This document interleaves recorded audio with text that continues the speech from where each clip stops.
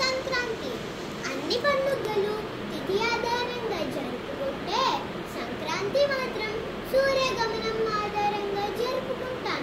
సూర్యుడు దక్షిణాయనం పూర్తి చేసుకొని ఉత్తరాయణంలోకి ప్రవేశించేటప్పుడు ఈ పండుగని జరుపుకుంటాం.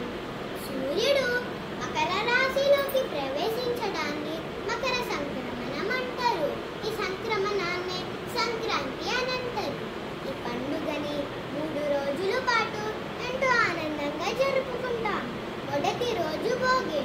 ఆ రోజు తెల్లవారుజామున భోగి మంటలు వేస్తాము. అందులో పిడకలు, పాత వస్తువులు వేస్తాము. ఆ పొగ వలన కొన్ని వ్యాధులు పోతాయి అని నమ్మకం.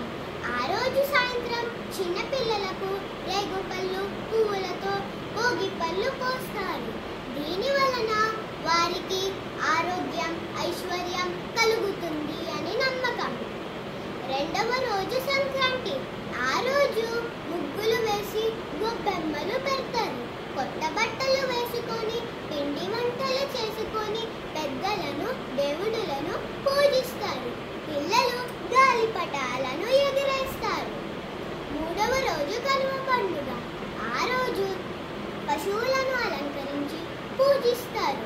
దీని వలన పంటలు బాగా పండుతాయని నమ్మకం. పల్లెటూరులో ఈ పండుగని హరిదాసులతో, గంగిరెద్ది వాళ్ళతో, ముగ్గులతో, గొబ్బెమ్మలతో, గాలిపటాలతో చాలా చాలా ఆనందంగా జరుపుకుంటారు. అందుకే ఈ పండుగ అంటే నాకు చాలా చాలా ఇష్టం. ధన్యవాదములు.